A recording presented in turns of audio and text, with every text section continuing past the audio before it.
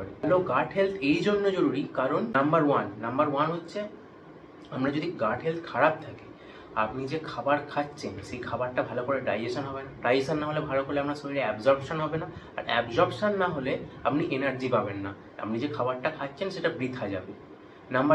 Number two কি আপনার যদি গাট হেলথ ভালো থাকে, আপনার পেটের গুড ব্যাকটেরিয়া সমস্ত কিছু অ্যাক্টিভ থাকে ভালোভাবে।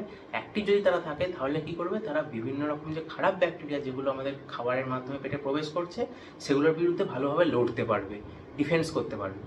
আর থার্ড পয়েন্ট কি, থার্ড পয়েন্ট হচ্ছে আপনার দেখবেন পেট খারাপ হলে আপনার মুডও খারাপ থাকে, সারাদিন আপনার পেটের দিকে মন পড়ে থাকে যে আমার পেটের আজকে গাট হেলথ ভালো নেই, কাজে কোনো মন বসে না। এটা কেন হয়?